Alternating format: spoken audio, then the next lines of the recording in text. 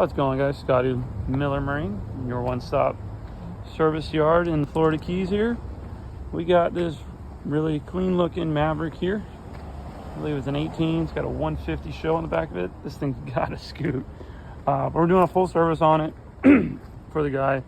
A couple of little things. We dropped the motor down. We're going to fix his power pole and install a new battery. What I'm going to show you guys here, I'm not going to show you, I'll explain it to you on how I did it.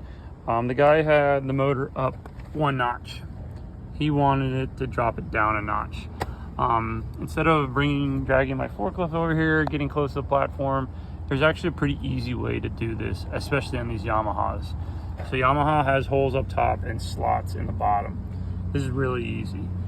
You undo the top bolts. First off, you get the motor down all the way on the ground, put a piece of wood so the skeg doesn't hit the rocks and screw it up.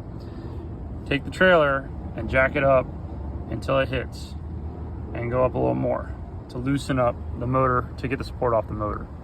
Then don't take these out. Take the double nuts off on all of them. Loosen these, just loosen them. Just hit the impact and boom, done. Take these out completely, back them out, and then once you get it done, go and lower the tongue on the front down. And then you gotta come back over here, and then this, you gotta probably have to come back a couple different times. But once you get this lined up, pop them back in. The motor's gonna be separated from the trans a little bit. Take your cocking, check out over there, shoot it behind on all four holes, get it in there good. I even go in here, and then I secure it all in, and then my personal preference, I come back around and I fill all the holes with silicone. That way I know it's a cleaner look, I think, and also I know that the back of the transom now is sealed up. These top bolts, you really don't have to worry about any sealant on these because it's above the water line and it's a solid coring there.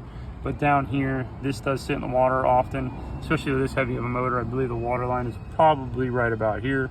So you really want to get these sealed up. So as you see, there's a nice piece of silicone that goes up a little bit there. So we're good to go. So little tip for you guys on backyard mechanics that want to tweak their skiffs, go up or lower. That's how you do it.